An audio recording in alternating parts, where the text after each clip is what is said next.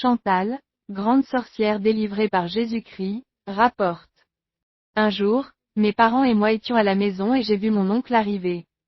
En réalité, mon oncle marchait la tête en bas, les pieds en l'air mais les gens le voyaient marcher normalement. Quand il est arrivé, il a commencé à serrer la main de mes parents avec son pied. C'est une façon de les appauvrir, de les maudire. Lorsqu'il m'a tendu son pied, je lui ai dit, « Je n'aime pas ce que tu fais. » Il a souri et il m'a pris à part et m'a dit, « Je vois que tu vois, et comme tu peux déjà le voir, nous allons te donner une initiation et tu découvriras tes dons et tu seras très riche.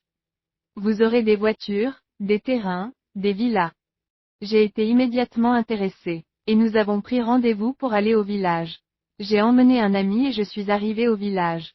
Mon oncle et nous avons dû entrer dans une toute petite cabane qui ne pouvait contenir que 2 ou 3 personnes. Quand nous sommes entrés dans la cabane, nous y avons trouvé tout le village.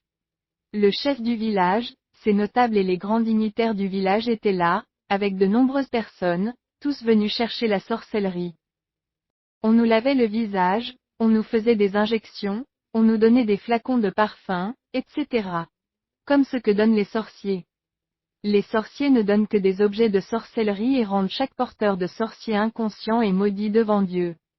Le féticheur est un vendeur d'objets de sorcellerie auprès des profanes. Nous avons été initiés et nous sommes sortis. Dès notre départ, mon ami et moi, j'ai eu l'idée d'aller à San Pedro. Nous avons pris un véhicule. En arrivant à San Pedro, j'ai eu l'idée d'aller dans une maternité. En arrivant à la maternité, nous avons volé un bébé qui était dans son berceau et dont la mère était absente. J'ai pris l'enfant. Nous sommes allés dans une villa inachevée. J'ai coupé la tête de l'enfant, la tête est tombée d'un côté, le sang a giclé de l'autre côté du corps. J'ai sucé du sang dans ma bouche et j'ai craché brusquement contre le mur. Soudain, un géant apparut, se frappant la poitrine avec la main et disant, « Je suis le roi des ténèbres. » Et il a disparu. Lorsqu'il a disparu, j'étais animé par de mauvais esprits. J'ai tout de suite eu envie d'aller tuer mon petit frère qui était avec mes parents, car ma mère l'aimait beaucoup. À partir de ce jour, je sortais de mon corps pour aller aux réunions de sorcellerie. Plus vous faisiez de mal, plus le diable, le grand maître, vous aimait.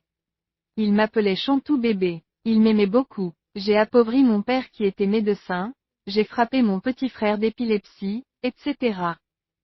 Mon père, très pauvre, allait de sorcier en sorcier, et je l'accompagnais. J'ai vu que la plupart des sorciers étaient des sorciers qui opèrent la nuit et qui, le jour, se font passer pour des sorciers pour de l'argent. Je communiquais avec mes yeux sans que mon père le sache. Épuisé, mon père a fini par se convertir à une église évangélique. Lorsqu'il priait à haute voix, le feu envahit la maison et, incapable de le supporter, je m'enfuis par la fenêtre.